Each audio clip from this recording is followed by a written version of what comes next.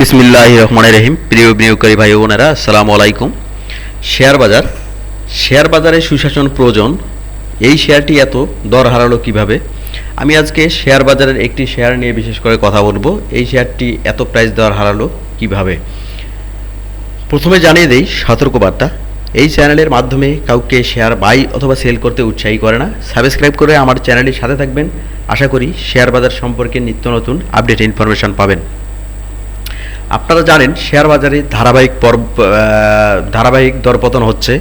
আজকেও সপ্তাহের শেষ কার্যদিবসে 19.07 পয়েন্ট ইন্ডেক্স হারিয়েছে।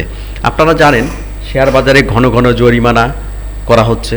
জরিমানা করা হোক সঠিক সময়ে, যে সময়ে যারা কোনো কোম্পানি নিয়ে দুর্নীতি করে। আপনারা জানেন অনেক শেয়ার আছে যে শেয়ারগুলো ইপিএস অনেক হাই দেখিয়ে বাড়িয়ে শেয়ার দাম অনেক বাড়িয়ে নিচ্ছে। ঠিক আছে, সেই কোম্পানিগুলোকে অবশ্যই তদন্ত করা দরকার, অডিট করা দরকার, কিন্তু সেটি করার দরকার সঠিক সময়ে। আজকে এমন একটি শেয়ার নিয়ে কথা বলবো যে শেয়ারটি অনেক প্রাইস দর অনেক হারিয়েছে, অর্থাৎ 50 টাকা থেকে এখন 8 টাকাতে প্রাইস রয়েছে। প্রথমে আমি জানিয়ে দেব আজকের বাজারের সর্বশেষ পরিস্থিতি। আজকে লেনদেন হয়েছে 351.59 কোটি টাকায়। 102টি কোম্পানি গেইনারের দিকে ছিল, 196টি কোম্পানি নেগেটিভ অবস্থায় ছিল, 91টি কোম্পানি আনচেঞ্জ অবস্থায় ছিল। আমি আসি সেই কোম্পানিটি নিয়ে। কোম্পানি হচ্ছে নিউ লাইন ক্লোথিং লিমিটেড। এটি জেড ক্যাটাগরির একটি শেয়ার। আপনারা লক্ষ্য করলে দেখবেন এই কোম্পানিটি 2021 সালের পর আর কোনো ক্যাশ ডিভিডেন্ড দেয়নি। এই শেয়ারটি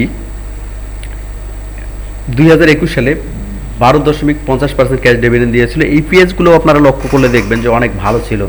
এরপরে 22, 23, 24 সালের ক্যাশ ডিভিডেন্ড কোনো ডিভিডেন্ড ডিক্লেয়ার করেনি। কোম্পানিটির অবস্থা কি সেটিও কিন্তু তারা জানেনি। লাস্ট নিউজ এসেছে আপনারা লক্ষ্য করলে দেখবেন 3 মার্চ 2024 সালে, এবং 3 মার্চ 2024 সালে এই ক্যাটাগরি থেকে জেড ক্যাটাগরিতে যায়। এই কোম্পানিটির এখন অবস্থা কি? এই সব কোম্পানিতে সুশাসন নিশ্চিত করতে হবে। অবশ্যই শেয়ার বাজার ভালো করার জন্য অবশ্যই নিশ্চিত করতে হবে। আপনারা লক্ষ্য করলে দেখবেন 52 উইকে এই শেয়ারটির দাম ছিল 50 টাকা 50 পয়সা, এখন দাম হচ্ছে 8 টাকায়। তাহলে এই শেয়ারটি কত পার্সেন্ট শেয়ার দর হারিয়েছে আপনারা কল্পনা করেন। তাহলে বিনিয়োগকারীরা কিভাবে ফকির হবে না? তো বিনিয়োগকারীর কথা যদি আপনারা শেয়ার বাজারে যারা বিনিয়োগ নিয়ন্ত্রক সংস্থা রয়েছেন, বর্তমান ইনকাম গভর্নমেন্ট থেকে যারা বর্তমান নিয়োগ প্রাপ্ত, তারা কি এই কোম্পানিগুলোকে লক্ষ্য করে দেখতে পারেন না যে এই কোম্পানিগুলোর কি অবস্থা? 50 টাকা থেকে কিভাবে এই শেয়ারটি 8 টাকাতে নামে? এসব দিকেও কিন্তু আমার মনে হয় যে লক্ষ্য রাখা উচিত। শেয়ার বাজারের অবশ্যই সুশাসন নিশ্চিত করতে হবে, সাধারণ বিনিয়োগকারীদের পুঁজি রক্ষা করতে হবে। এই কথা বলেই আজকে বেশি বাড়াবো না। বর্তমান দেখেন শেয়ারটি কিভাবে দাম প্রাইস দর কারেকশন করেছে, এবং বর্তমান 8 টাকায় রয়েছে এই শেয়ারটি। টানা দর পতনের অবস্থা দেখবেন আপনি অল্প দিনের মাথায় এই শেয়ারটি কত খারাপ একটি অবস্থানে গেছে। আগস্ট মাসেও আপনি লক্ষ্য করলে দেখবেন 47 টাকাতেই ছিল 12 আগস্ট। 47 টাকা থেকে কিভাবে 8 টাকাতে বর্তমানে আসে এই শেয়ারটি? এটি আমার বোধগম্য নয়।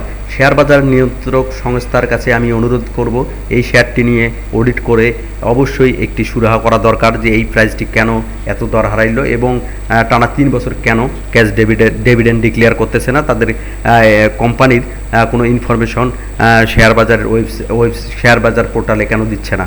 তো ভালো থাকবেন আপনারা। শেয়ার বাজার ভালো হোক। শেয়ার বাজার থেকে যে কোম্পানিগুলো দুর্নীতি করে সেই দুর্নীতিগুলো কমে আসুক, এই আশাবাদ ব্যক্ত করে আজকের মতো বিদায় নিচ্ছি। আল্লাহ হাফেজ।